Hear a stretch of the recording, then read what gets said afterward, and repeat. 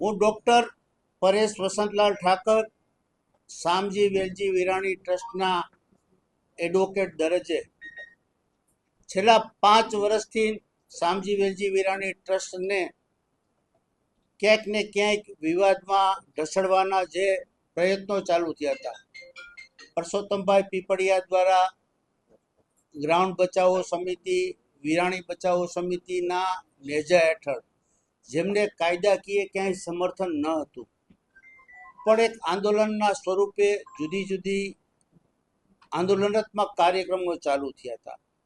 તેના અનુસંધાને શામજી વેલજી વિરાણી ટ્રસ્ટ દ્વારા ચેરિટી કમિશનરમાંથી એક પાર્ટ વેચવાની મંજૂરી મેળવેલ હતી. આ મંજૂરી મળતા આંદોલનો ચાલુ થયા હતા. ચેરિટી કમિશનર સાહેબની કોર્ટમાં પરસોત્તમભાઈ પીપળિયાએ પોતે પક્ષકાર તરીકે જોડાવાની અરજી કરેલી હતી. એ અરજી કાઢી નાખવામાં આવી હતી અને અંદાજે ચાર વર્ષ થયા. ત્યારબાદ ડેપ્યુટી કલેક્ટર સાહેબની કોર્ટમાં કેસ ચાલતો હતો. આ મેટરમાં પણ પરસોત્તમભાઈની અરજી કાઢી નાખવામાં આવેલી હતી. તેમને કોઈ લોકલ સ્ટેન્ડિંગ નથી, તેમને કોઈ કાયદાનું સમર્થન નથી.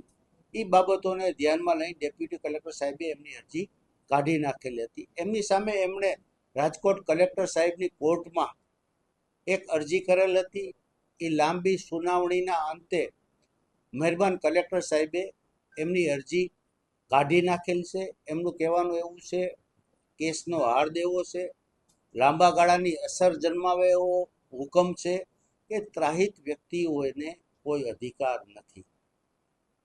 તંત્ર અને શામજી વેલજી વિરાણી સાથેના જે કાંઈ કેસો છે એમાં શામજી વેલજી વિરાણી જવાબ આપવા બંધાયેલું છે, પણ કોઈ ત્રાહિત વ્યક્તિ, કોઈ સગીરના વાલી દરજ્જે કે વિરાણીમાં અમે ભણ્યા હતા એટલે અમારે આ કરવું જોઈએ એવી જે વાતો હતી, એ વાતોનો ફુગ્ગો ફૂટી ગયો છે.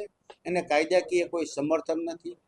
આપ સર્વના માધ્યમથી રાજકોટ કલેક્ટર સાહેબ જે હિંમતભર્યો ચુકાદો આપ્યો છે, એ સમગ્ર સૌરાષ્ટ્રની અંદર લાંબા ગાળાની અસર જન્માવશે કે રાજકોટમાં છેલ્લા ઘણા ટાઈમથી જુદી જુદી બાબતો, જુદી જુદી પ્રવૃત્તિમાં નામ ઠામ ઠેકાણા વગર અથવા નામ ઠામ ઠેકાણા સાથેની અરજી કરવામાં આવતી હતી. અરજદારોને, સામેવાળાઓને હેરાન કરવામાં આવતા હતા.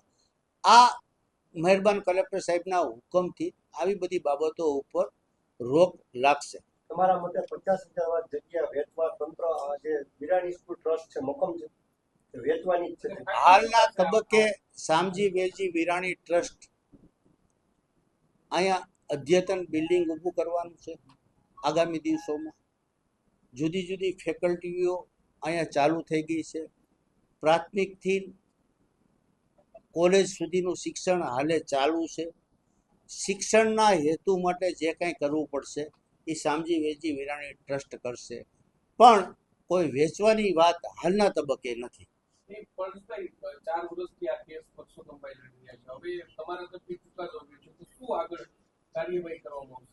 અમે તો ડે 1 થી કહીએ છીએ કે પરસોત્તમભાઈનો કોઈ અધિકાર નથી.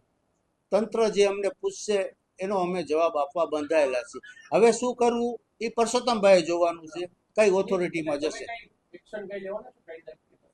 ટ્રસ્ટ પ્રાથમિક અને મક્કમતાથી માનહાનિના દાવા વિશે વિચારી રહ્યું છે અને એક્સપર્ટો સાથે એમની બેઠક ટ્રસ્ટની થઈ ગઈ છે. આગામી દિવસોમાં કદાચ માનહાનિના સંદર્ભમાં એકાદ નોટિસ આપવાની પણ ટ્રસ્ટની ગણતરી છે.